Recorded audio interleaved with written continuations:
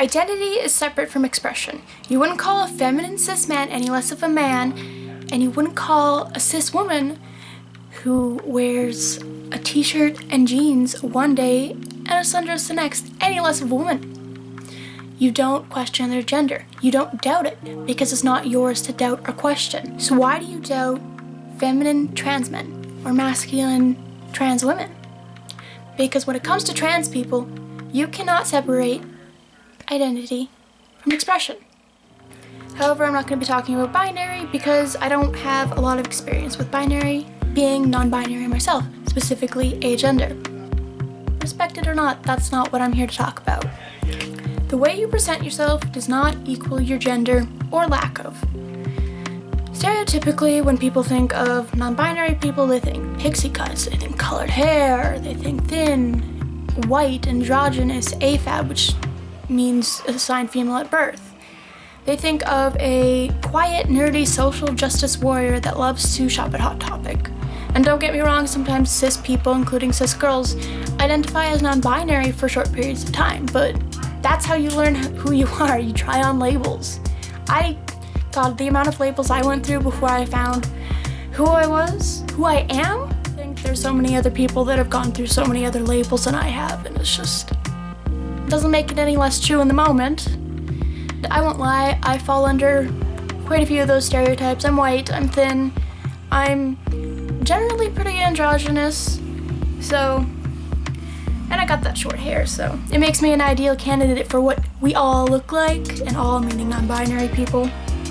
We can express ourselves in whatever way we want. Like, we can be masculine, feminine, androgynous, we can be white, colored, fat, thin, tall, short, religious and not. Like, we're not two-dimensional people. We're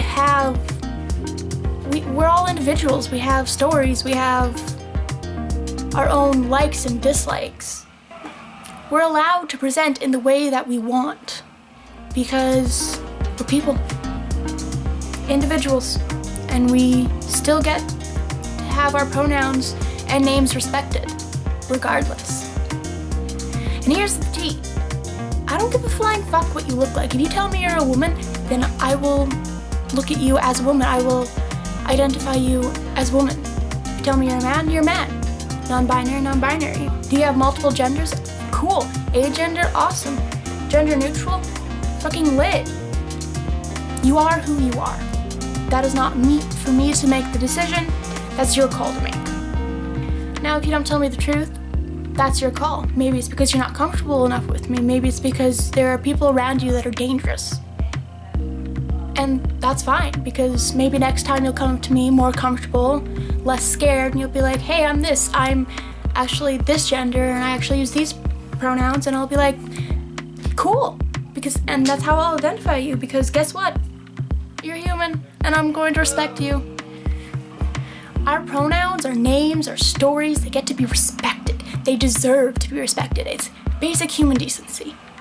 I'm not saying that you have to get to know each and every one of us on a personal level, because that is impossible.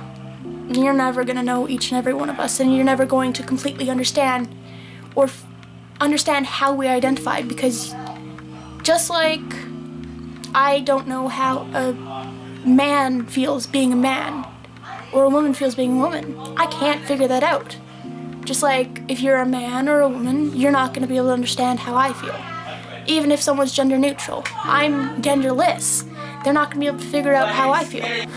You cannot crack open someone's brain and change who they are to make yourself comfortable. You need to get uncomfortable. You need to learn. You need to see someone as they are without disrespecting it, without trying to change it, without trying to question it. Unless those questions are respectful, like, what are your pronouns? Don't ask someone their dead name. Don't ask about their genitals. That's creepy as hell. All you can do is listen and support and correctly identify and change your perspective of how you look at them. When I first turn on the camera, or maybe you've watched some of my other videos, you're like, oh, well, this person is so-and-so. Maybe you see me as a boy. Maybe you see me as a girl. But that doesn't change who I am, and I can't change how someone else is.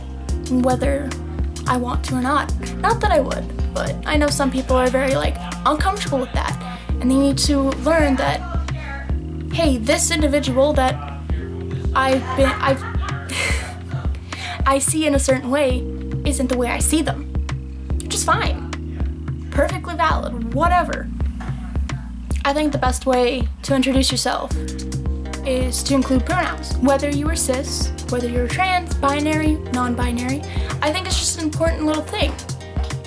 Be like, hi, I'm Jamie, they, them pronouns, nice to meet you, so on and so forth. Not to say that I do that with everyone I meet. It's still very difficult for me and scary, especially since I have like neutral pronouns and all that, but for a lot of the time it's the only way, actually for most of the time, actually a lot and most are very much the same thing, but for most of the time that's the only way I get to be correctly identified, is when I add my pronouns into my introduction or correct people. And correcting people is very difficult, it's scary, it's like I don't want this person to not like me. And even if I don't care if they like me, I don't want them to potentially lash out because they don't understand. Being misgendered, it hurts a lot. I get it on a daily basis. I get it from friends, I get it from family. I get it from strangers on the internet who tell me that I don't exist. And yeah, it hurts. And the best way I can explain it to those who have never been misgendered, but let's see. Okay, imagine that uncomfortable, itchy, tight sweater that you got from like your great aunt for a Christmas present as you're little. Like you hate it, it gives you rashes. Just imagine that being on your heart and on your guts and on your brain, and just like it's squeezing tighter every time you get misgendered. Like that gets to be so difficult. It gets to be horrible. Like once it's like, oh, okay, whatever, and then then it's like 2 minutes later and you're there again and you're like, ow, stop, and like eventually you just want to cry. And there's been some moments in my life where I don't want to correct anyone. I don't want to correct my close friends. I don't want to correct my family. I don't want to talk to people because I can't deal with it because it happens so often. But if someone doesn't correct you, don't take that as like a relief. That's just them giving up. Maybe it's with you, maybe it's within themselves for a while. It doesn't matter. You should be, if you notice that you're making mistakes, correct yourself. Move on. Don't make it a big deal because that makes it worse, but correct yourself. Move on, keep talking. If you didn't understand a word I said, do you not know what cisgender means, transgender, non-binary? You can look those up. There's pretty good explanations online, so be kind. Fight with us even when we get so tired and we butt heads. That's it. Like, there's no right or wrong way to be you. There's no right way to be trans or non-binary or trans non-binary. There's no right way to be cis. Like, there's no right way to be anything. And that's something that people forget. It's like, you stereotype, and sure, some of those are funny, like Canadians are really kind, haha, that's cute, that's funny, but when you stereotype people into such a box that you don't let them break free, that's when it gets harmful. A final message to everyone, cis and trans, binary or not, be kind.